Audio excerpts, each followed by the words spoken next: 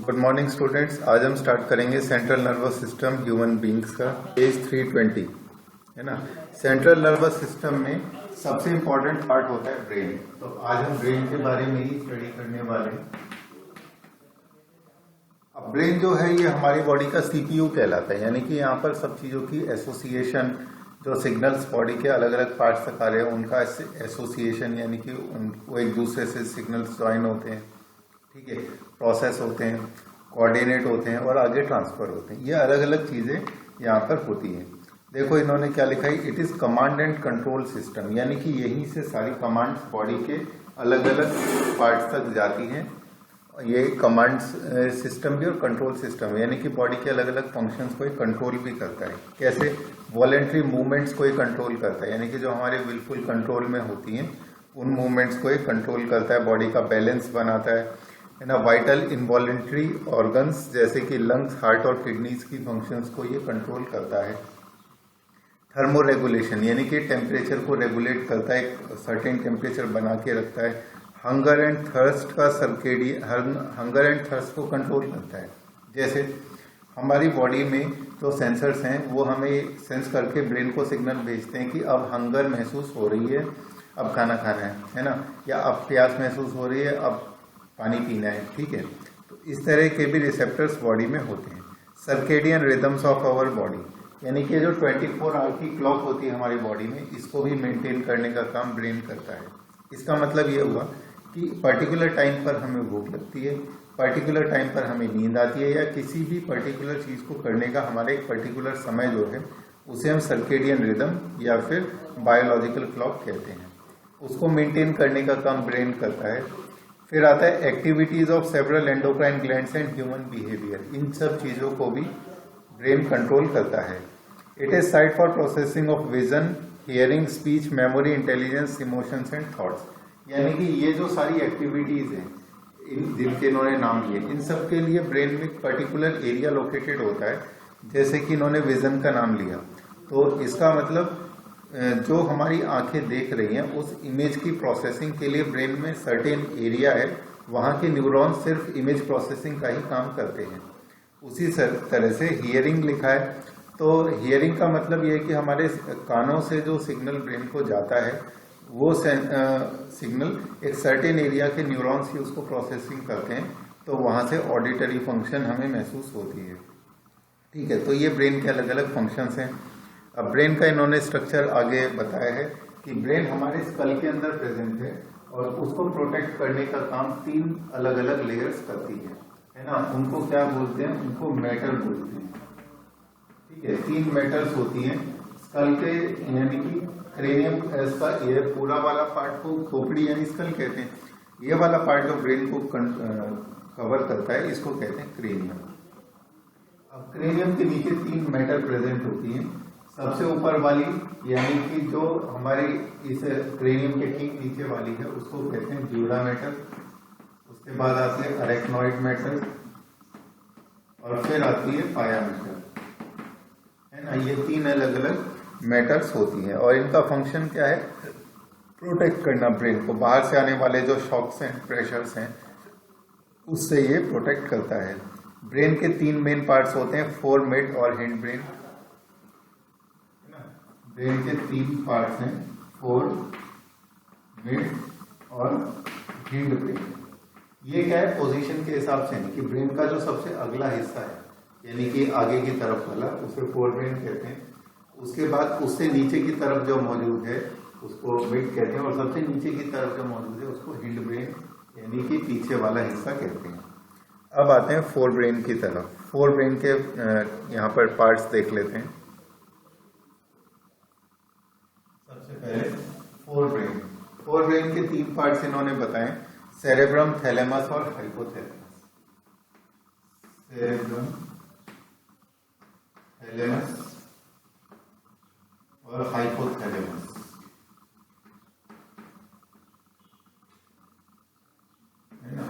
ये क्या चीज होती है? सेरेब्रम का मतलब है कि हमारे फोर ब्रेन का वो वाला पार्ट जो कि हमें आसानी से विजिबल होता है, ये आगे की तरफ सबसे बड़ा वाला, उसको सेरेब्रम कहते हैं। सेरेब्रम के नीचे की तरफ मौजूद होते हैं थैलेमस और हाइपोथैलेमस, ये छोटे छोटे होते हैं और ऊपर से देखने पर दिखाई नहीं देते, लेकिन होते हैं ये फोरब्रेन का ही पार्ट। ठीक है, सेरेब्रम यानी कि ब्रेन का वो वाला पार्ट जिसको कि हम आसानी से देख सकते हैं। वेट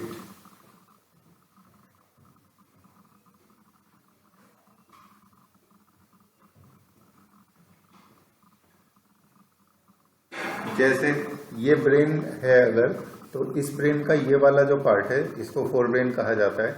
इस पार्ट को हम देख पा रहे हैं, है ना, इसको सेरेब्रम कहते हैं। सेरेब्रम के नीचे की तरफ मौजूद, यानी कि इन लेयर्स को अगर हम हटाएंगे तो इनके नीचे मौजूद होंगे थैलेमस और हाइपोथैलेमस। ठीक है, अब सेरेब्रम के लिए लिखा है इन्होंने कि एक डीप क्लेफ्ट इसको लॉन्गिट्यूडिनली 2 हाफ्स में डिवाइड करती है। ये है वो डीप क्लेफ्ट, है ना, यानी कि बीच में एक कट बना हुआ है जो कि इसको लेफ्ट और राइट हेमिस्फीयर में डिवाइड करता है, या सेरेब्रल हेमिस्फीयर भी इनको कहते हैं। ये हेमिस्फीयर एक दूसरे से कनेक्ट होते हैं कॉर्पस कैलोसम से।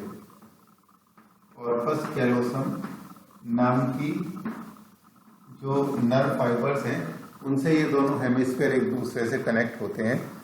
Layer of cells which covers the cerebral hemisphere is called cerebral cortex.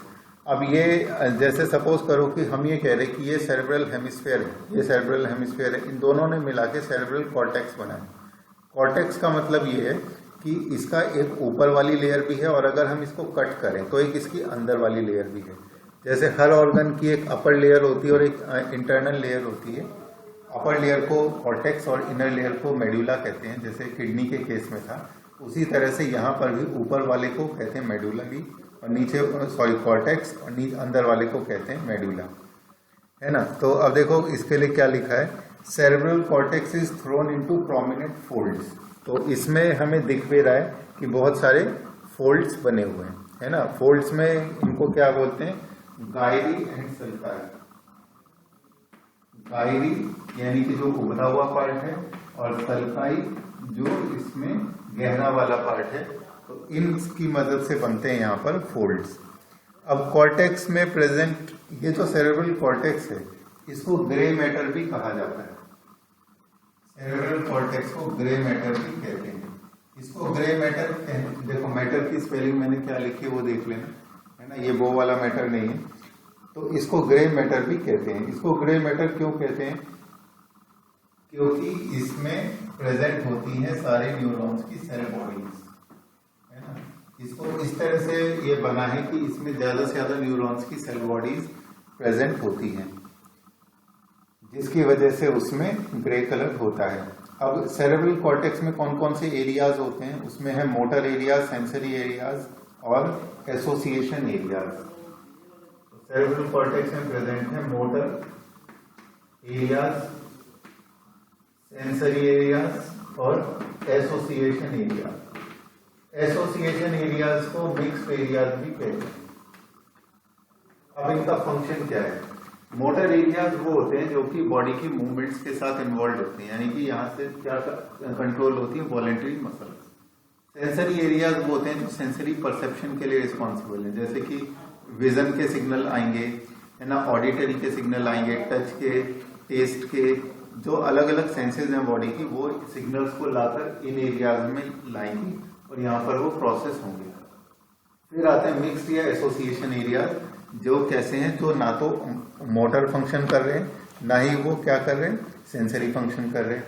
वो क्या कर रहे हैं, दोनों के बीच में एसोसिएशन बनाने का काम कर रहे हैं। देखो क्या लिखा है, ये कॉम्प्लेक्स फंक्शन के लिए रिस्पॉन्सिबल है, जैसे कि इंटर सेंसरी एसोसिएशन, यानी कि दो अलग अलग सेंसेस के बीच में एसोसिएशन बनाने का ये काम करते हैं। मेमोरी या कम्युनिकेशन जैसे कॉम्प्लिकेटेड चीजों को करने के लिए रिस्पॉन्सिबल होते हैं, वो होते हैं एसोसिएशन एरियाज, है ना। Fibres of the tracts are covered with myelin sheath. अब ये जो माइलिन शीथ है वो सेरेब्रल हेमिस्फीयर का इंटरनल पार्ट में प्रेजेंट होती है, और माइलिन शीथ जिन न्यूरॉन्स पे प्रेजेंट होती है उनकी हो जाती है अपीयरेंस व्हाइट कलर की। तो माइलिन शीथ की वजह से न्यूरॉन की अपीयरेंस हो जाती है व्हाइट कलर की। वो प्रेजेंट होता है मेडुला में, और इस वजह से मेडुला में प्रेजेंट होता है व्हाइट मैटर। ठीक है, तो मेडुलरी रीजन को हम क्या कहते हैं, व्हाइट मैटर, क्योंकि वहां पर प्रेजेंट होते हैं माइलिनेटेड नर्व फाइबर्स, है ना। लिखो, इन्होंने लिखा भी है myelin sheath which constitute the inner part of cerebral hemisphere. They give an opaque white appearance to the layer and hence is called the white matter. Cerebrum wraps around a structure called thalamus. अभी मैंने बताया था कि thalamus present होता है cerebrum के अंदर की तरफ, यानी कि सेरेब्रम ने उसे पूरी तरह से घेरा हुआ है। जैसे सपोज करो कि ये थैलेमस है और मेरा हाथ इसके चारों तरफ इस तरह से प्रेजेंट है, ठीक है। तो थैलेमस कहाँ प्रेजेंट हुआ? सेरेब्रम के नीचे की तरफ प्रेजेंट हुआ, है ना। अब आगे देखो, थैलेमस का फंक्शन क्या है? ये एक सेंसरी कोऑर्डिनेटिंग सेंटर है सेंसरी और मोटर सिग्नलिंग के लिए, यानी कि दोनों तरह की सिग्नलिंग के लिए ये कोऑर्डिनेटिंग सेंटर है। कोऑर्डिनेटिंग यानी कि इन दोनों में तालमेल बनाने का काम ये करता है, दोनों तरह की फंक्शन। कौन? थैलेमस। और थैलेमस के नीचे की तरफ प्रेजेंट होता है हाइपोथैलेमस।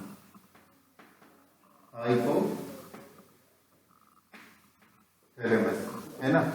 अब थैलेमस क्या है कि बेस ऑफ द थैलेमस में प्रेजेंट है और इसमें कुछ सेंटर्स हैं जिनका फंक्शन है बॉडी के टेम्परेचर को urge for eating and drinking को कंट्रोल करना। यानी कि हाइपोथैलेमस का फंक्शन क्या हुआ? ये एक टेम्परेचर रेगुलेशन सेंटर है, टेम्परेचर रेगुलेशन सेंटर, यानी कि हमारी बॉडी के अंदर थर्मोस्टेट का काम ये करता है। थर्मोस्टेट यानी पर्टिकुलर टेम्परेचर मेंटेन करने का काम ये करता है। इसके अलावा हाइपोथैलेमस का फंक्शन क्या हुआ? ये हंगर सेंटर भी है, ठीक है। यानी कि कब हमें भूख लगती है, कब हमें खाना खाना चाहिए, कितना खाना खाना चाहिए, कितना खाना खाने पे हमें तृप्ति हो गई, है ना, उसका सेंटर ये है। इसके अलावा ये थर्स्ट सेंटर भी है, ठीक है। तो ये थे हाइपोथैलेमस के फंक्शंस। अब देखो यहाँ पर इसमें लिखा है कि it also contain several groups of neurosecretory cells which secrete hormones. Hypothalamus के अंदर कुछ ऐसे सेल्स भी प्रेजेंट होते हैं जिनका फंक्शन है न्यूरोसिक्रेटरी। न्यूरोसिक्रेटरी का मतलब है कि न्यूरॉन्स तो है वो, लेकिन कुछ सिक्रीट भी कर रहे हैं। क्या सिक्रीट करते हैं वो? हॉर्मोन्स, है ना। हाइपोथैलेमस हॉर्मोन्स भी सिक्रीट करता है और उन हॉर्मोन्स का फंक्शन क्या होता है, उनका फंक्शन बॉडी में अलग अलग है, वो हम अगले चैप्टर में देखेंगे, ठीक है। Inner parts of cerebral hemisphere and a group of associated deep structures called amygdala, hippocampus etcetera form a complex structure called limbic lobe और लिम्बिक सिस्टम। अब एक नई चीज बताई उन्होंने कि लिम्बिक लोब या फिर लिम्बिक सिस्टम क्या होता है। लिम्बिक सिस्टम में प्रेजेंट होते हैं कुछ स्ट्रक्चर जिनको हिप्पोकैम्पस या फिर एमिगडाला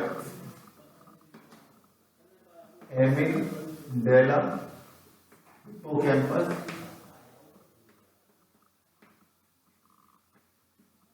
और साथ में सेरेब्रल हेमिस्फीयर के स्ट्रक्चर्स, यानी कि inner parts of cerebral hemisphere.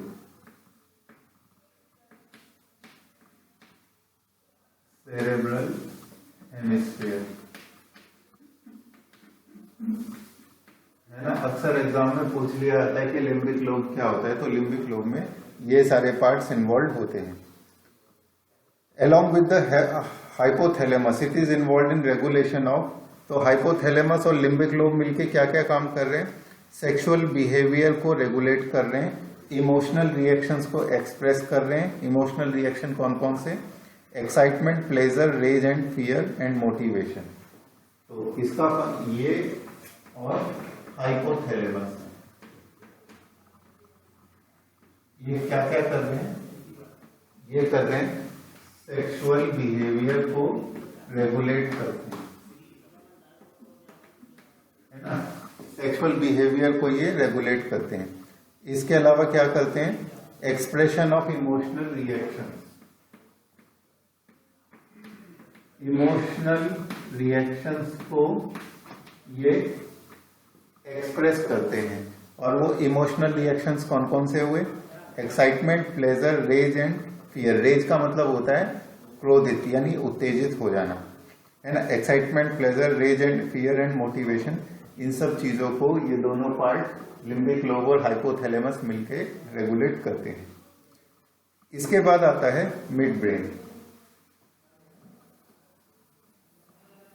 Fore brain के बाद नेक्स्ट पार्ट आता है मिड ब्रेन।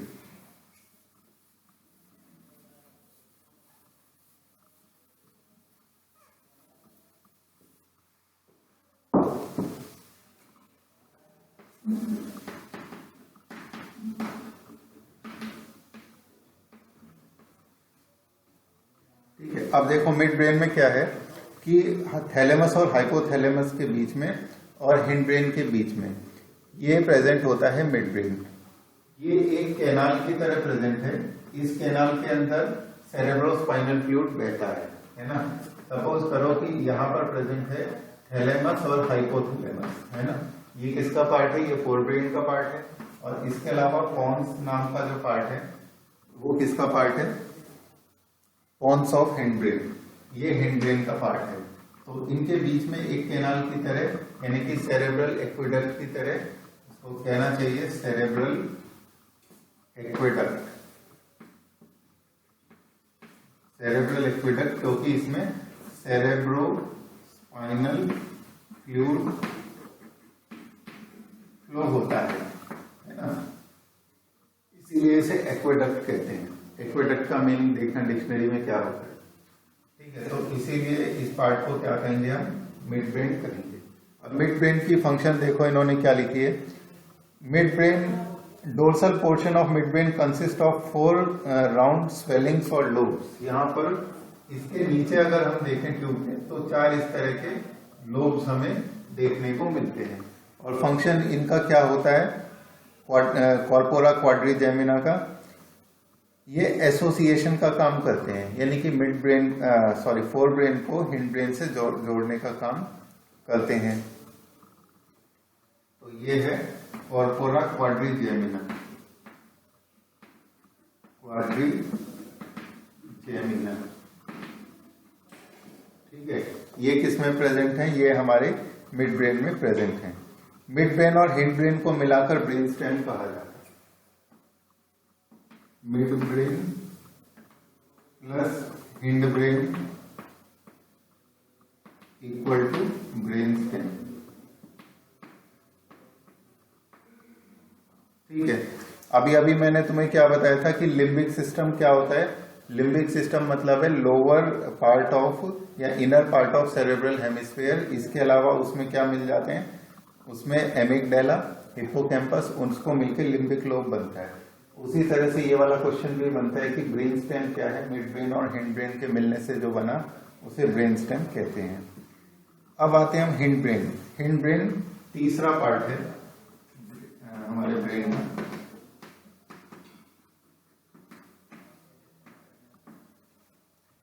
हिंड ब्रेन में प्रेजेंट होते हैं पॉन्स, सेरेबेलम और मेडुला।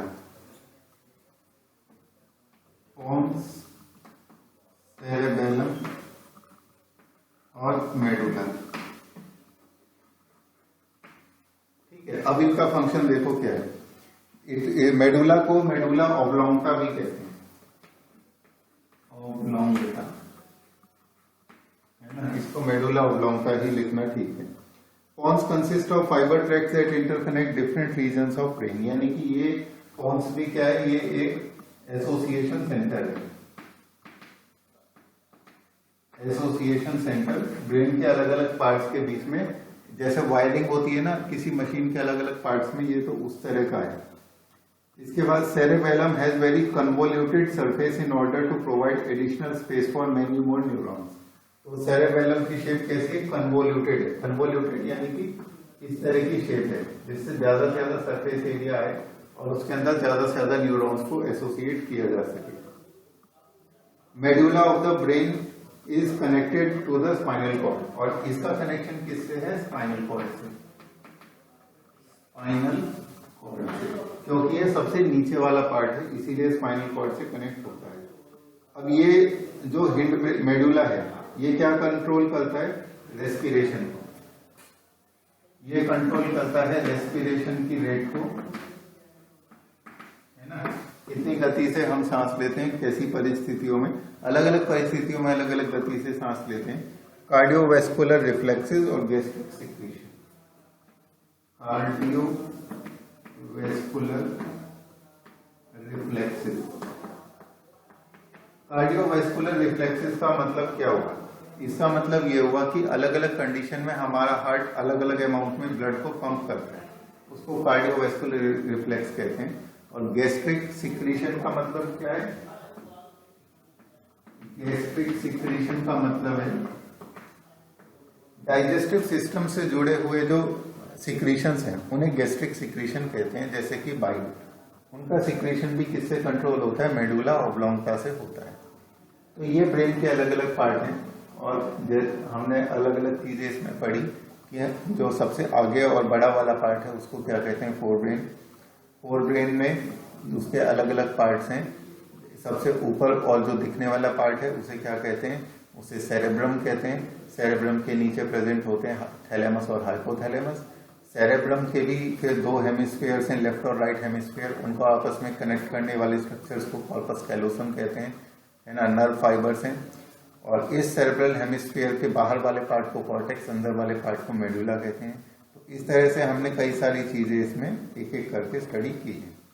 ठीक है, तो इस तरह से ये वाला चैप्टर हमारा होता है फिनिश। और वो ऐसा इसीलिए क्योंकि रिफ्लेक्स आर्क सिलेबस में नहीं है। सेंसरी रिसेप्शन एंड प्रोसेसिंग जिसमें आई और ईयर आएगा ये भी हमारे सिलेबस से हट चुका है। और इसके बाद अगले टर्म पे यानी कल से हम पढ़ेंगे chemical control and integration, chapter 22।